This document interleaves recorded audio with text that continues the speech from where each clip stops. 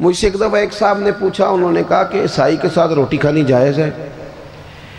میں نے کہا یہ مسئلہ غریب عیسائیوں کے بارے میں پوچھتے ہو، اس کے ساتھ بھی ناجائز ہے، لیکن عیسائی اگر امریکہ کا صدر ہو تو اس کے ساتھ بھی ناجائز ہے۔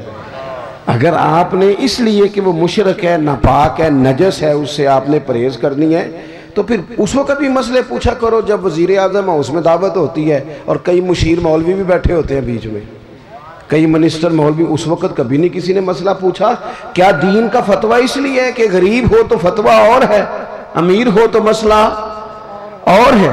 تو اسوہ نور نبی پاک صلی اللہ علیہ وسلم کا یہ ہے، حضور کا اسوہ حسنہ یہ ہے کہ معاملات میں صفائی ہو، صداقت ہو، دیانت۔ آپ دیکھیں حضور کی سیرت کا حسن یہ ہے کہ ہجرت کی رات عرب کے لوگوں نے یہ طے کیا تھا کہ معاذ اللہ حضور کو شہید کرنا ہے، اور بڑے تیز تھے، عقل اللہ سب کو دیتا ہے، لیکن بعض لوگ اپنی عقل سے منفی کام لیتے ہیں اور بعض مثبت لے لیتے ہیں۔ انہوں نے حضور کے کاشانہ نور کا گھیرا کیا تو عقل اس طرح لڑائی، کہنے لگے کہ ہر قبیلے کا ہر قبیلے کا ایک بندہ لیں، اس کو تلوار دیں، ہر قبیلے کا۔ سارے قبیلے مل کے جب حملہ کریں گے تو معاذ اللہ اگر حضور کو شہید کرنے میں کامیاب ہو جاتے ہیں تو پھر کسی ایک قبیلے پر الزام نہیں آئے گا۔ میری بات کی سمجھ آ رہی ہے آپ کو؟ اور اگر بنو ہاشم بدلہ بھی لینا چاہیں گے تو پھر وہ ایک قبیلے سے ٹکر لیں گے، دو سے لیں گے، سب سے کیسے لیں گے؟ اس طریقے کے ساتھ انہوں نے حضور کے کاشانہ نور کا گھر کا محاصرہ کیا۔ اب یہ جو محاصرہ کرنے والے تھے یہ تو شہید کرنے آئے تھے۔ اللہ کرے آپ زیادہ توجہ کریں میری بات پر۔ ایک دعا میں نے کرنی ہے، آپ نے آمین کہنا ہے۔ اللہ کرے یہ موبائل کی کال ذرا مہنگی ہو جائے، ہر شے مہنگی ہے، یہ سستی کر دی ہے۔ مجھے بہت سارے دوست کہتے ہیں آپ سے رابطہ کرنا ہوتا ہے تو نمبر کیوں نہیں ملتا؟ میں نے کہا اس لیے نہیں ملتا کہ اب تو لوگوں نے موبائل پکڑی ہاتھ میں لیا ہے، تو ایک منٹ کے اندر جب آپ کو 20 فون سننے پڑیں گے تو اور تو کوئی کام ہی نہیں کر سکیں گے آپ، کیونکہ اب تو موبائل جیب میں جاتا ہی نہیں، جب پکڑی ہاتھ میں لیا ہے تو پھر وہ نمبر بھی فٹافٹ ہی مل جاتا ہے، گنجائش ہی کوئی نہیں۔ اس لیے تھوڑا سا یہ اس کو دماغ پہ نہ سوار کریں، تھوڑا سا پیچھے کریں۔ کوئی چیزیں روحانی زندگی میں دخل اندازی دینے لگ جاتی ہیں، اگر یہ ذہن پہ سوار ہو گیا یہ مزے سے نماز نہیں پڑھنے دے گا، یہ مزے سے تلاوت نہیں کرنے دے گا، یہ سوار رہے گا۔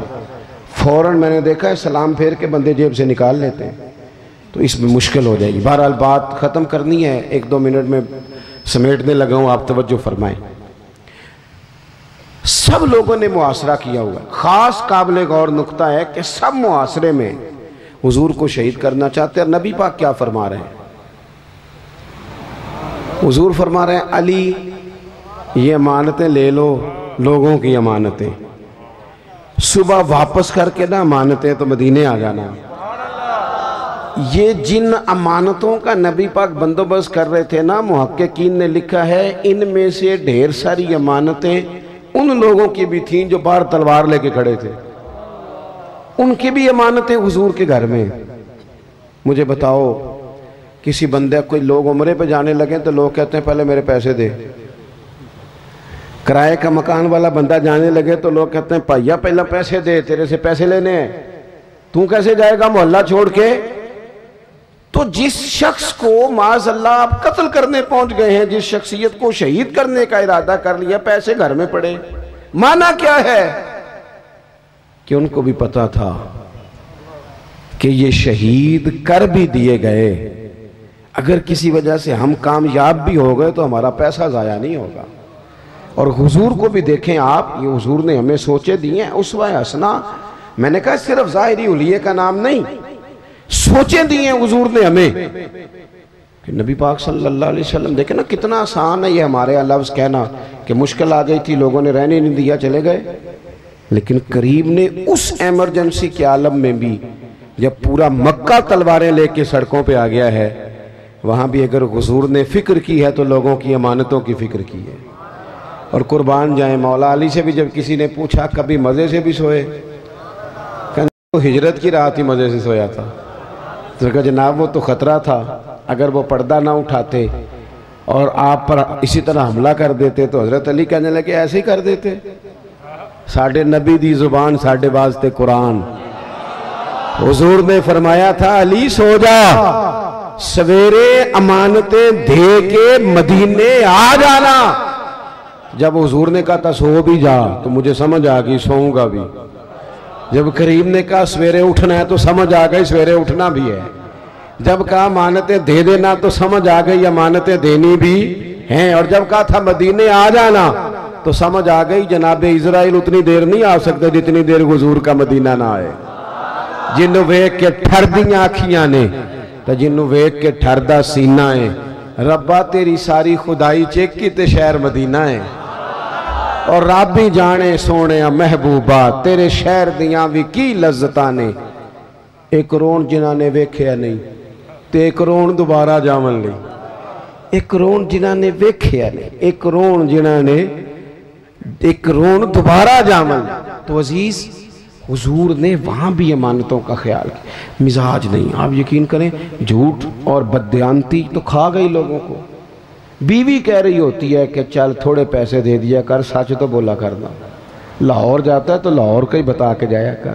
ماں کہتی ہے پتر تھوڑے وعدے کر پر سچے کر. کیا کیا ان حکمرانوں نے؟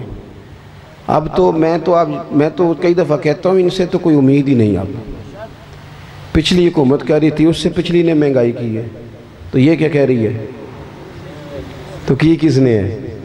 اور حال یہ ہے کہ کچھ لوگ اس حکومت میں بھی تھے اس میں بھی ہیں.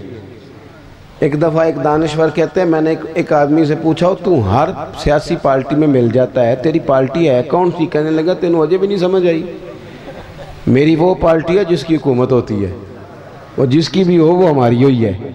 آپ لوگوں کو سمجھنا ہے, مجھے سمجھنا ہے. نمبر پلیٹیں بدلنے سے انقلاب نہیں آتا, انجن بدلنے سے آتا ہے. تو میں بات اسی پر ختم کرتا ہوں کہ اپنی زندگی میں اسوہ حسنہ کو اپنائیں. یہی ہمارا اصل ہے, اسی میں ہماری نجات ہے.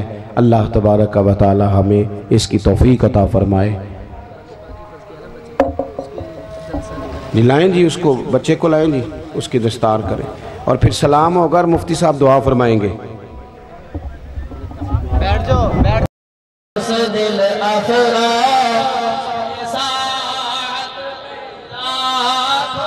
سلام مصطفیٰ رحمت سلام شمع نظم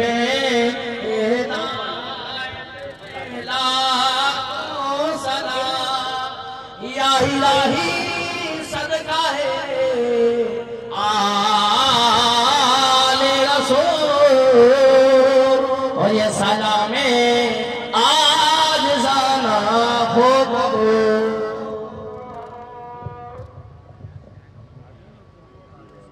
سنیں جی ادھر دیکھیں میری طرف موبائل بند کر. دیکھو میں کافی بیمار ہوں, مجھے تکلیف ہے. وعدہ کر لیا تھا تو میں فجر کے بعد